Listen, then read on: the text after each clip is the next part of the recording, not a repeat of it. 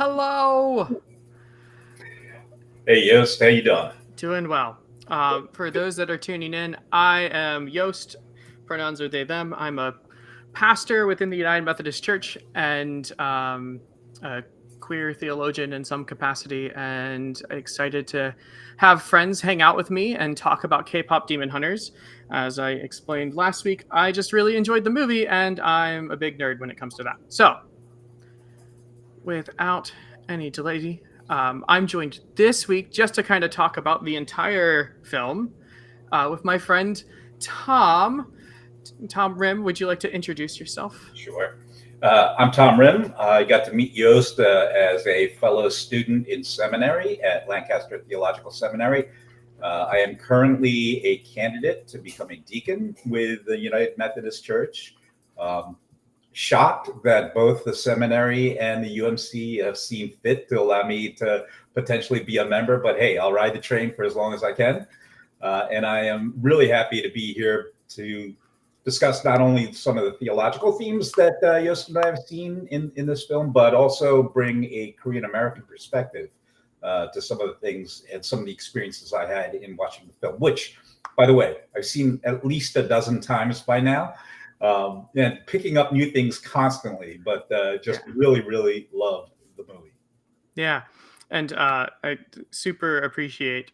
Well, like clearly after watching it, the first person I was like, I need to talk to is Tom, and then it's exceptionally more useful and appropriate, probably more so than useful, to have you as my first conversation partner, because I still am looking for people to hang out with me next week to talk about this, how it's done, the opening song, and then also Takedown.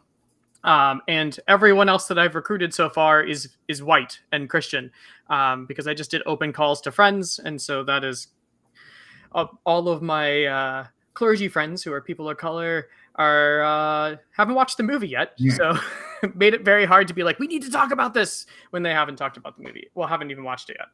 So let me just add a caveat here. Just as much as I'm an amateur theologian, I also consider myself an amateur Korean American.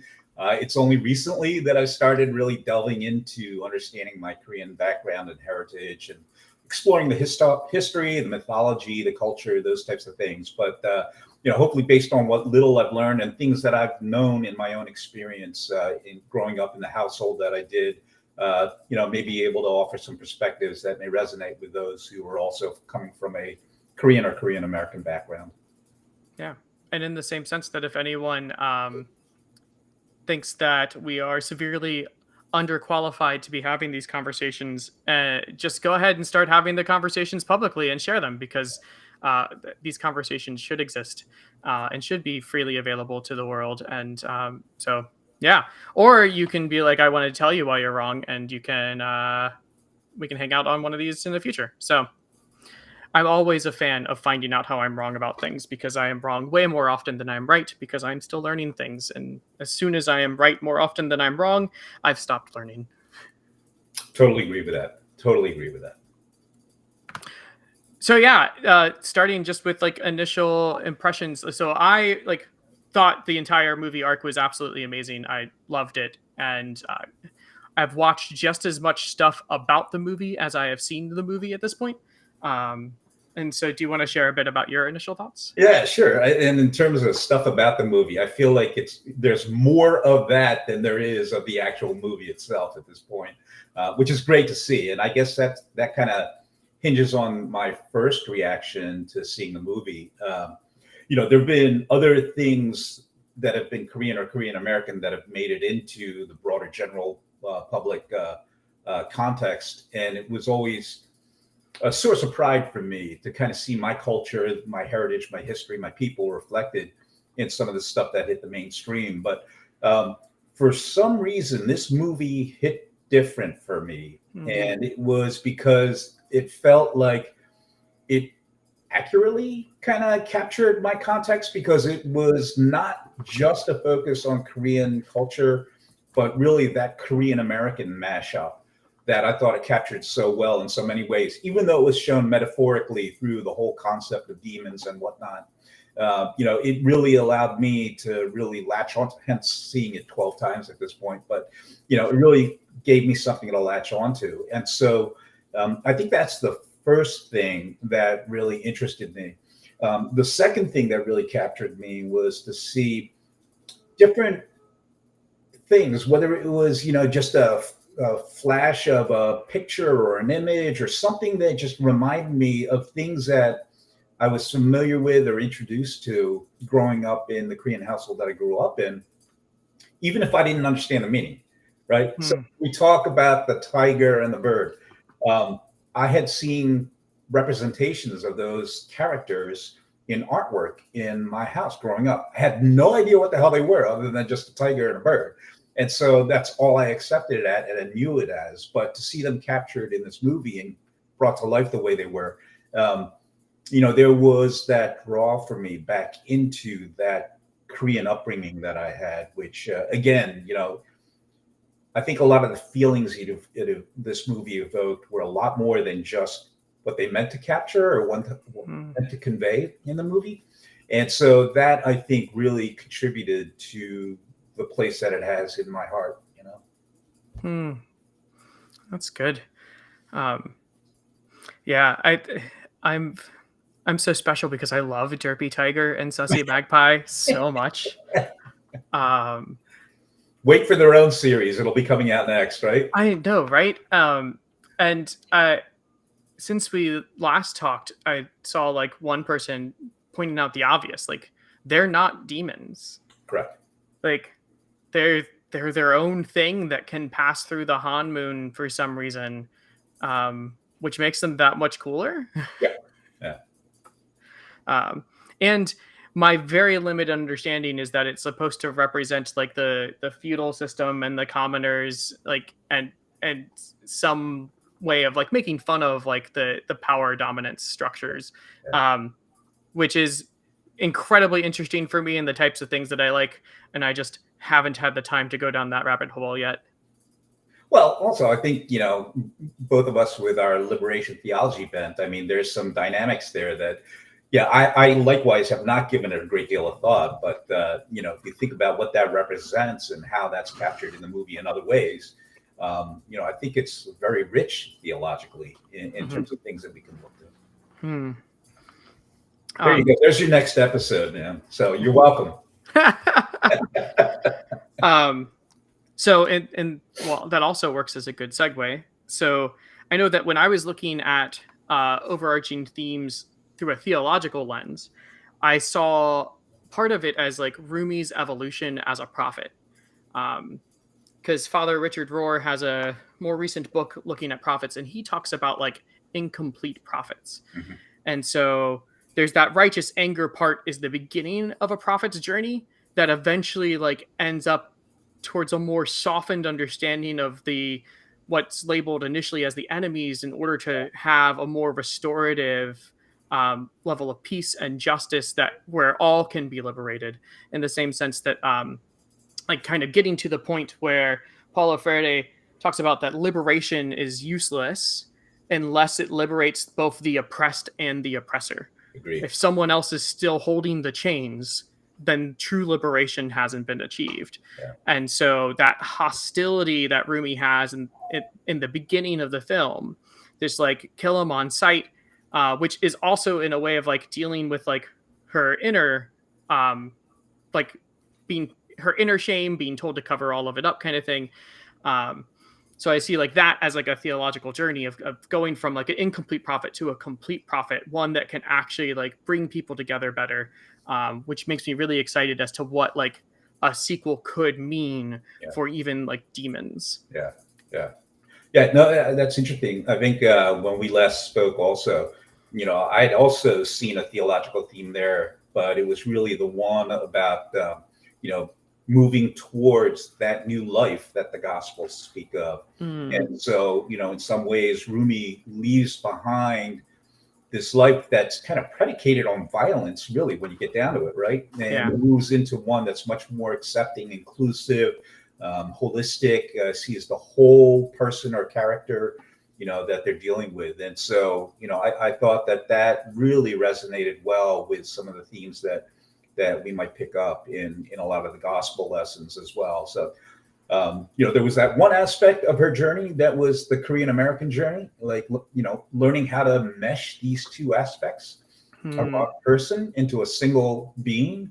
But there was also that, once you accomplish that, there is new life. And so, again, there was also that overarching theological theme as well. Yeah. And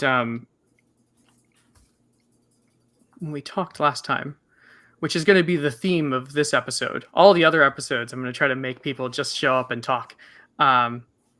You had mentioned like Genu as like a Christ-like figure. Yeah. And for me, the part that really drove that home was ultimately his sacrifice, his self-sacrifice at the very end. Yeah. And I saw that as kind of being the doorway that kind of opens up this new way of being, and that to me is the Christ event. That's the Christ message. There was something very poignant and beautiful beyond just what I think the producers were trying to convey in that scene. Yeah. But, I really saw that sacrifice being not only for Rumi, but for everybody, right? Kind of creating this new order, this new world order that emerges by him absorbing the brunt of the big bad's, evil blast. So very Christ-like in a lot of ways that way. Yeah. But putting aside the fact that he's a demon, right?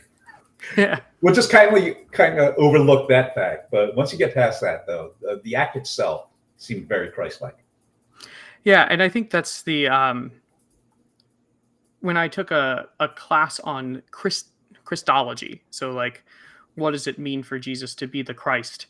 The focus was we had to go in media and find Christ-like figures or the Christ figure in media, and very rarely are they going to try to make the Christ figure Christ, Right? Because then that's just a boring Christian film, really. Right. Like, to be completely honest.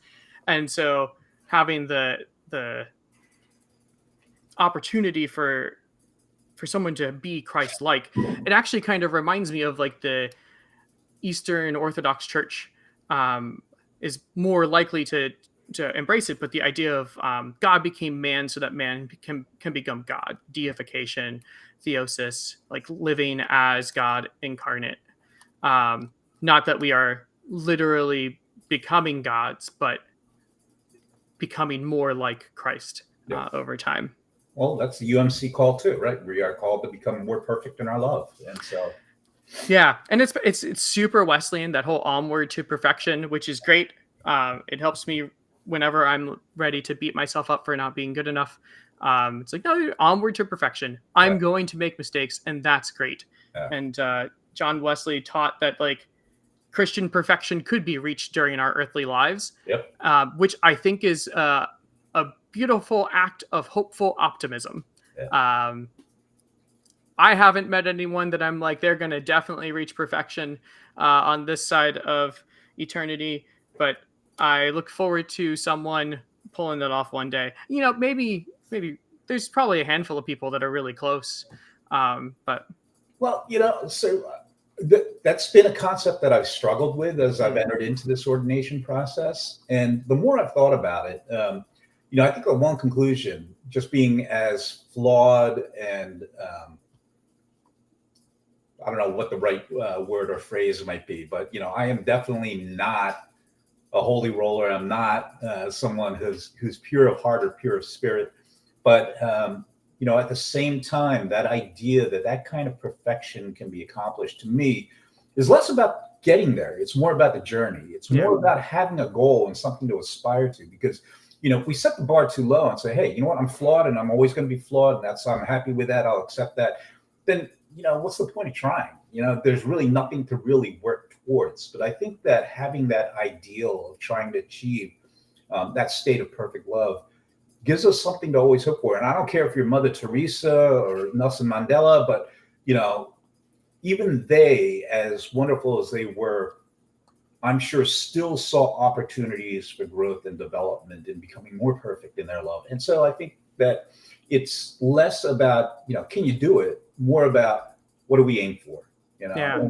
And that to me is yeah, maybe we'll never meet anyone like that in our lifetime until Christ returns. But guess what? We got something to hope for, and in the process, have an impact on the world around us that hopefully helps raise the bar for everybody. Yeah. That is so good, and it reminds me of I think we took Carrie's class together when we read White Too Long. Very possibly. Yeah. And so this is reminding me of the idea that so much of American Christianity is hung up on the falsehood of individual salvation. Yeah.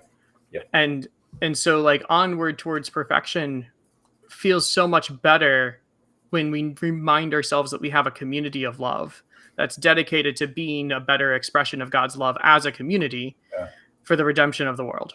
So I'm going to rebut you or counter you on one thing. So I don't know that the whole idea of individual salvation is necessarily mistaken. I think it goes hand in hand with both. And I think it's because, and again, this is purely from my own context. So it's probably a very biased individualistic view. But, I know that in my case, given the person that I was, and by way of background for folks who don't know me, I spent most of my life as an adult as an atheist. And so it's only in the last 15 years or so that I came to faith and have been on the journey that I'm on.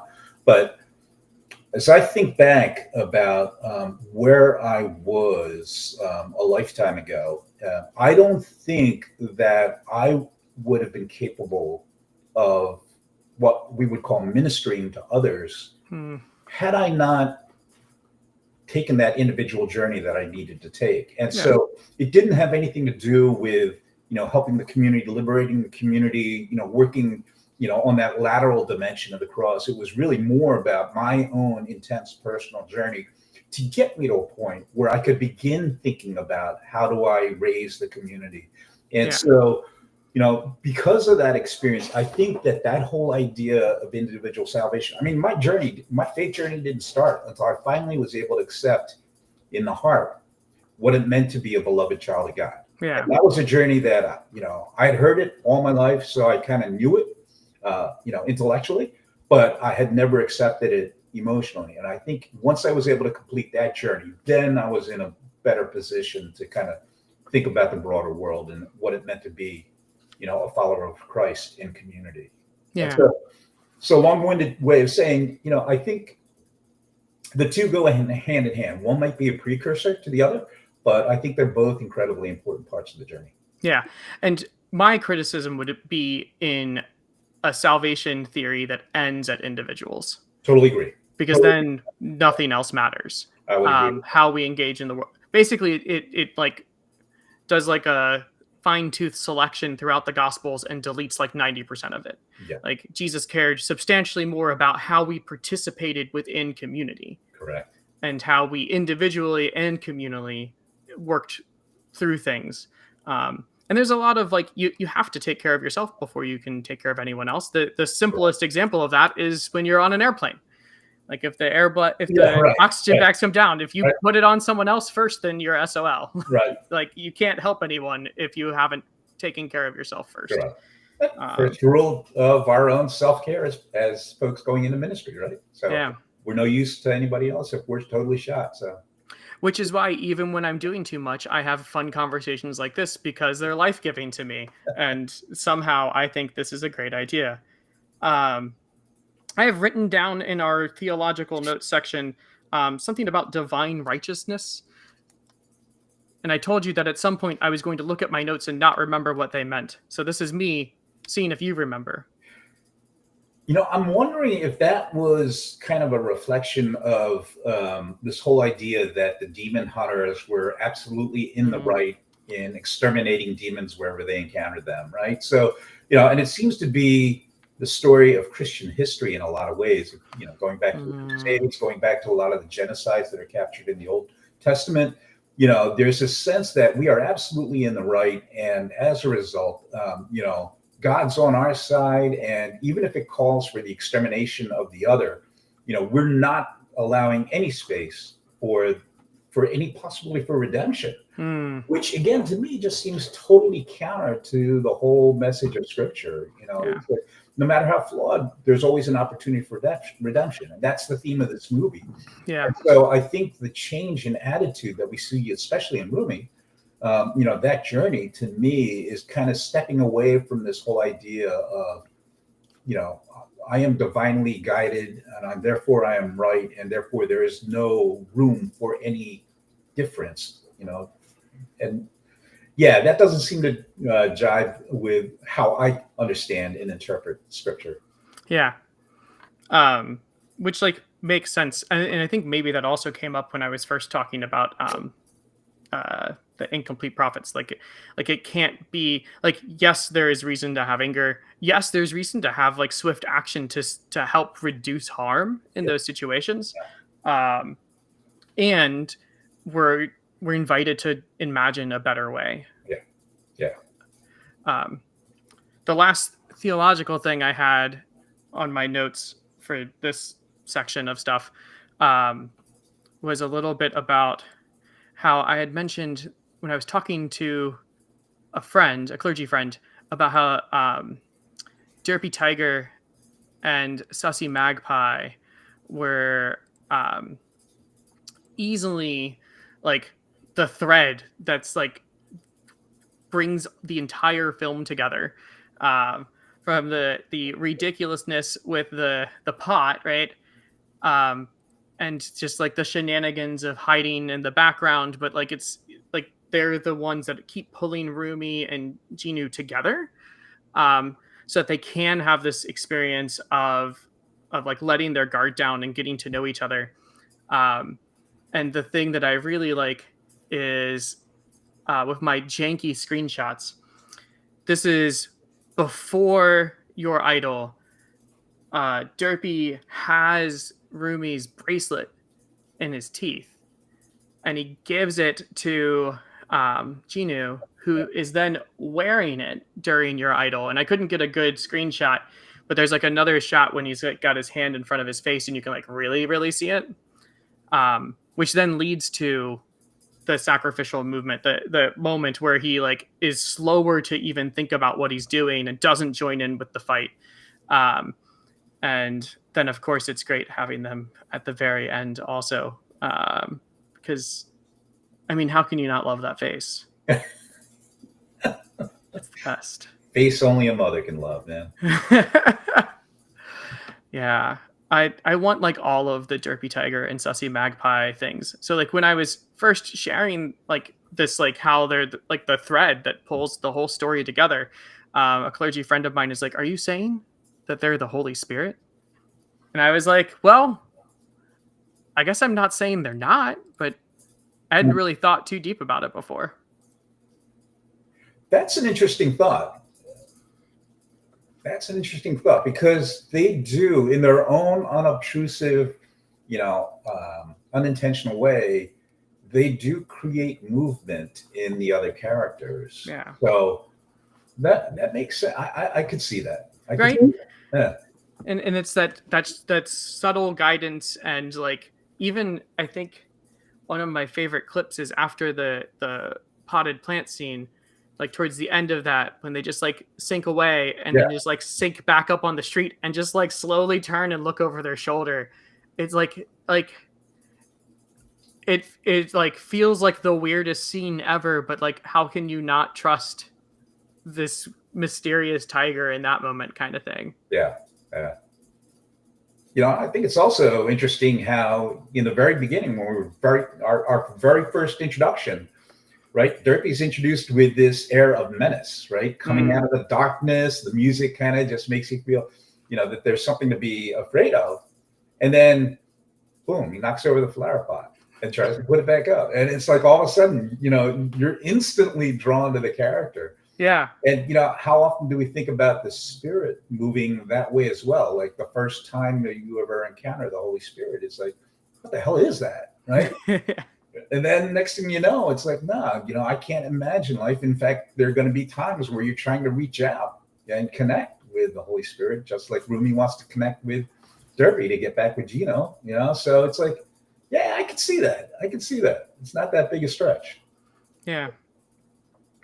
And then oh, I love how they portray him as mysterious in the first movie. Well, like in the movie, so like on the first watch, you don't fully understand the character. Mm-hmm. And so like the scene when the wastebasket gets knocked over with the alternative lyrics in it, like I thought that Derpy was trying to steal the lyrics on the first watch. And then on the second watch, I was like, oh no, he's just trying to fix Yeah. Yeah. it. And so like in a way, it's kind of this beautiful imagery. Like if we accept that Derpy Tiger and Sussy Magpie are like some sort of embodiment of divine spirit. Yeah. Yeah. Divine spirit wants things to be set right. Yeah. Yeah. And needs human participation to make it happen. Yeah. Which is kind of cool in its own way and could totally like that's a great sermon illustration right there.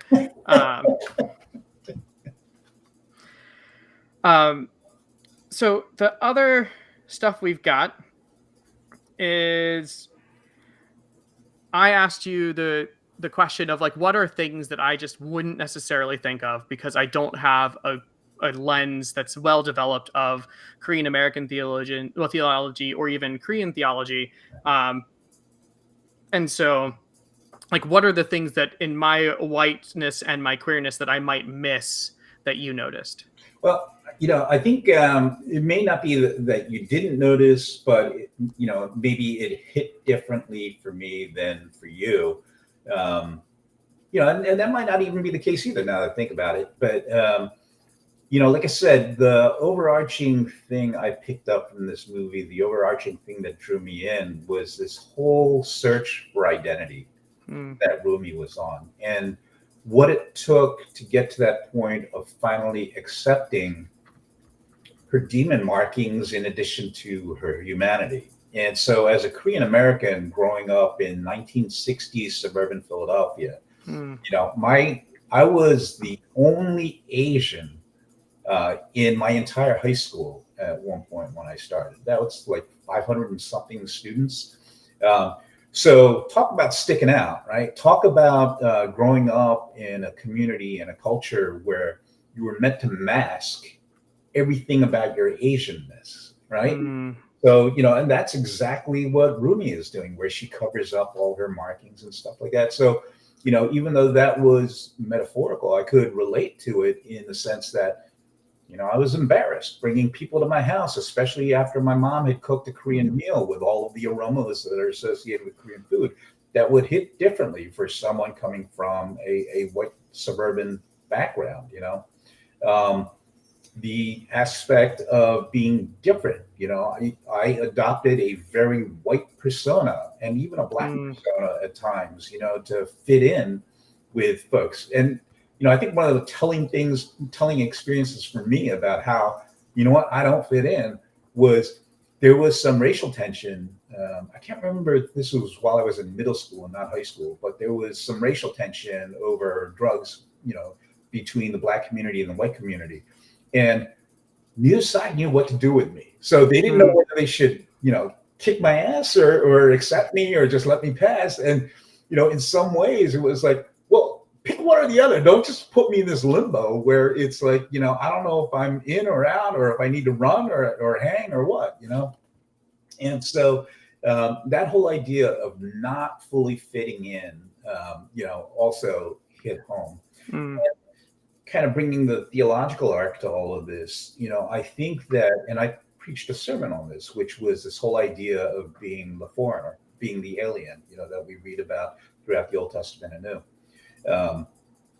I think that the theological arc for me was ultimately finding a place to belong as a citizen in the kingdom of God, and being a member of God's family. That journey kind of dwarfed any of the individual struggles I might have had in my Korean American context. And so, that to me also seemed to be a part of Rumi's journey, becoming something greater than just somebody who's part demon, part human, becoming something more. And, I think that's ultimately the goal. And again, it doesn't even have to be from a Korean American context. It's that whole idea of rising above our human identities, our human markers, our human constraints, to try to be something more, to try to do something more, and, to try to create a community that is something more than just these artificial man-made delineations of how we are seen. Yeah. And I think, like, you're right. It's not something that I missed, right? It did hit differently, because in that same metaphor, I see like queer experiences, and Rumi as as queer, as a wrestling with queerness and queer identity, Sure. And in the broader sense, because in queer theory and queer theology, there's essentially three different definitions of queer. Most of people like associate with the umbrella term, like queer means LGBTQIA, but queer is also like more like the slur that was first thrown at us, kind of thing.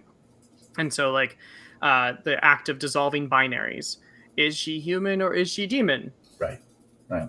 Yes, like she doesn't exist in the binary system well at all. Yeah. And when we dissolve binaries, it becomes that's where like the true work of liberation and theology really happens. Is like, okay, well, how do we get to like the truthiness under everything? And then the other definition is like as a transgressive act. So even like super queer moment in the entire film is the moment when she's like, if that's the Han Moon I was sworn to protect, then it deserves to die. Yeah. I don't remember. That's a bad paraphrase because the way that the authors had it written was way more badass than I can remember. But I remember sitting there going, like, that's not an option I thought existed. And that is the beauty of queer experience, is it challenges systems in a way that forces us to dream differently. Yeah. There we go with that transformation theme again, right? Yeah. Yeah.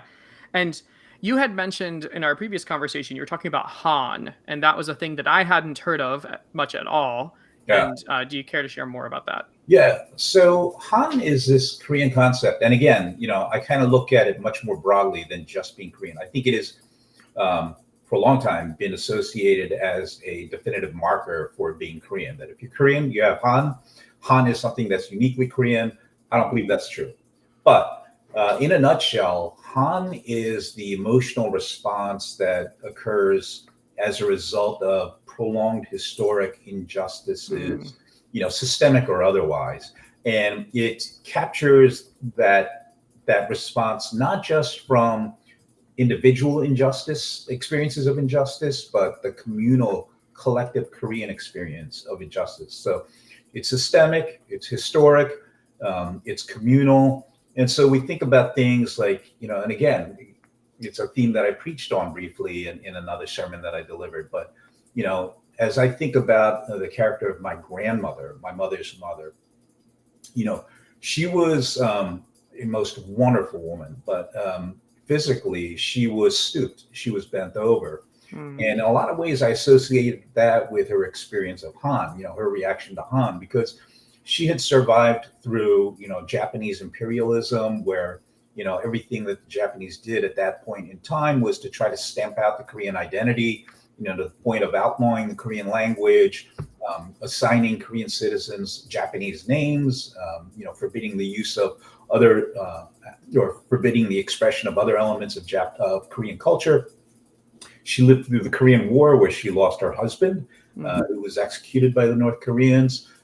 She survived, the Korean version of the Red Scare, where her oldest son was accused of being a communist sympathizer and had to flee for parts unknown in order to avoid execution, even though the idea of whether he was guilty or not was totally irrelevant. The fact that he was just accused was enough to be a death sentence. She emigrated and left the country that she had known for the better part of 70 years to come to the U.S., to a place unknown, live in a new community, live in a new way, with first my family and then my uncle's family.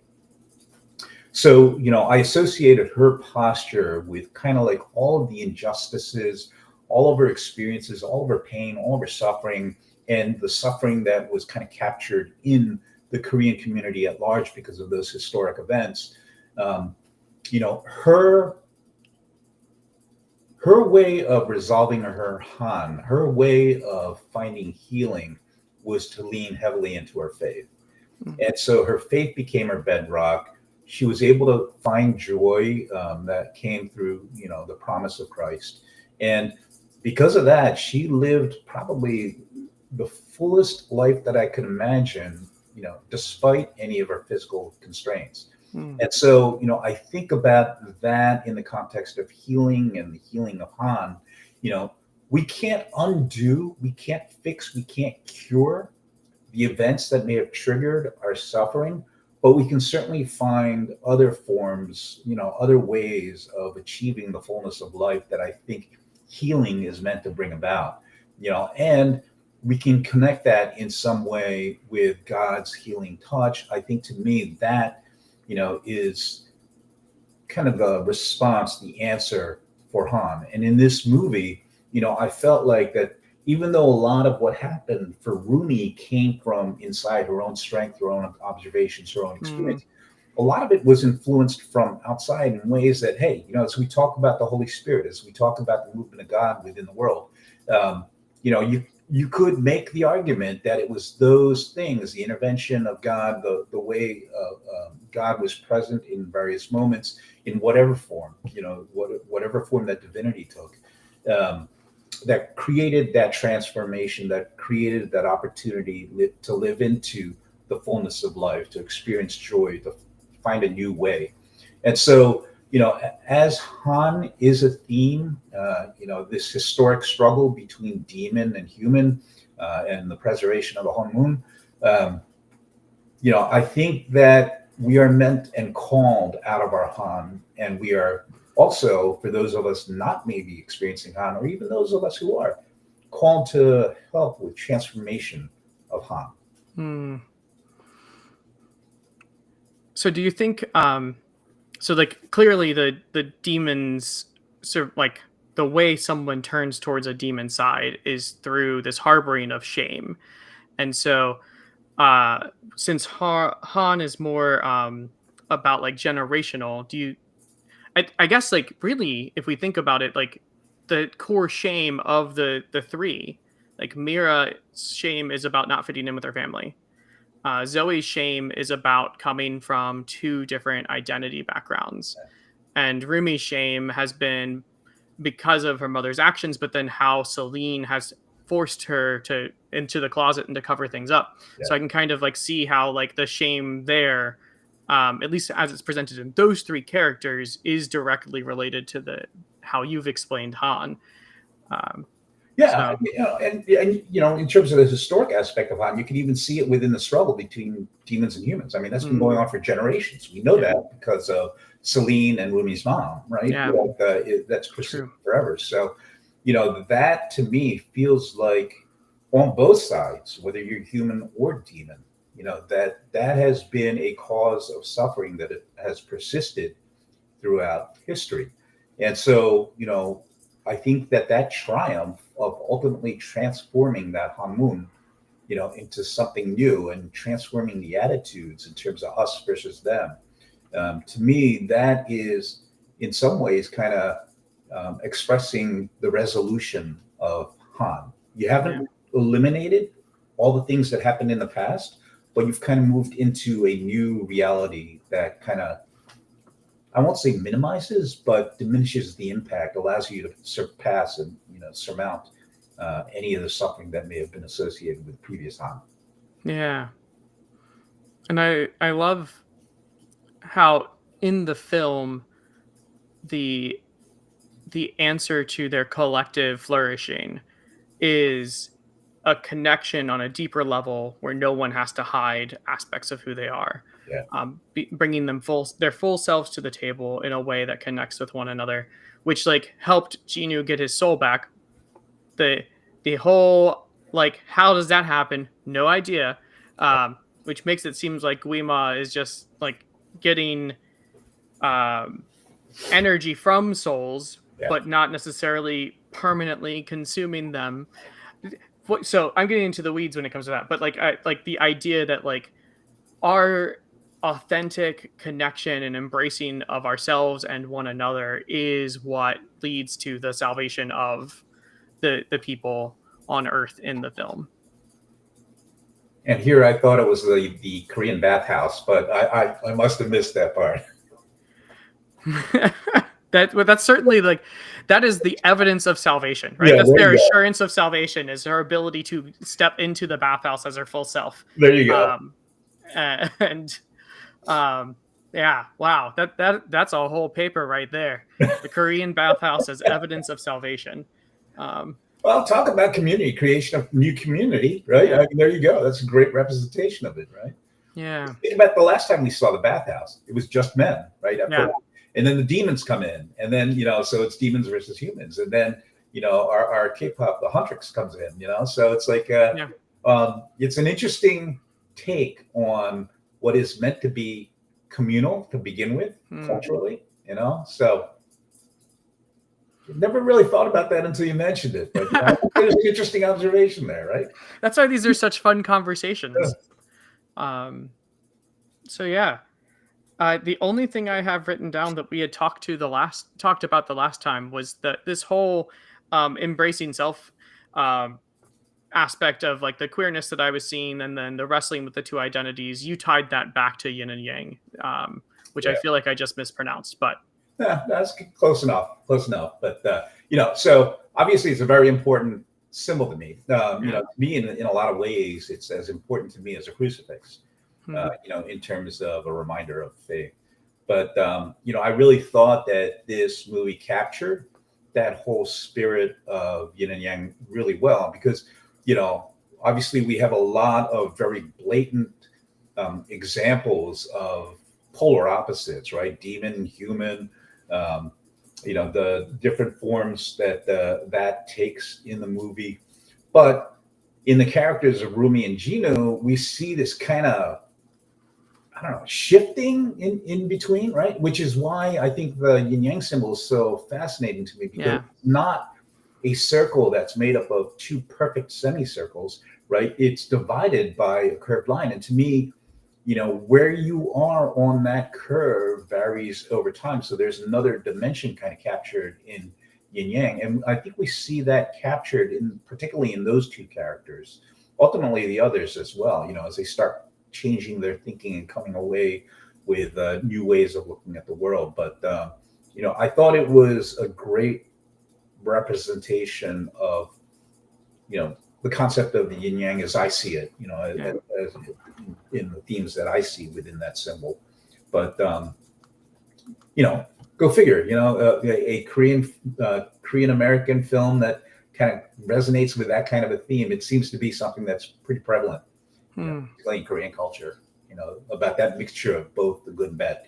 It's hard to find characters that are purely good or purely evil. Usually there's flaws in that, and we see that in the Bible as well, right? Yeah.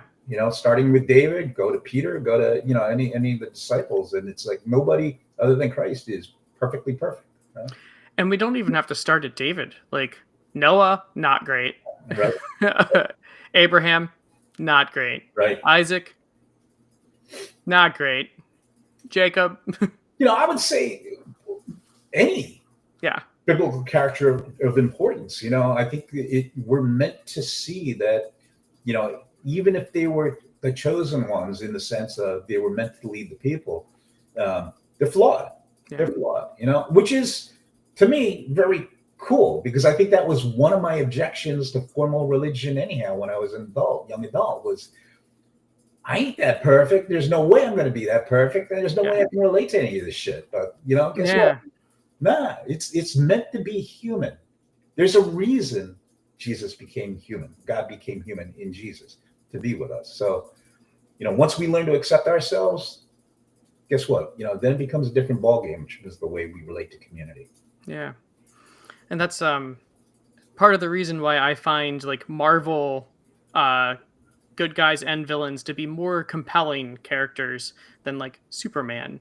Um, Oh, dude, you have not dug into the Dark Knight of Batman, then, man. well, yeah, and I think like clearly Batman is what it My probably favorite cartoon character of nice. all. Yeah, for that very reason.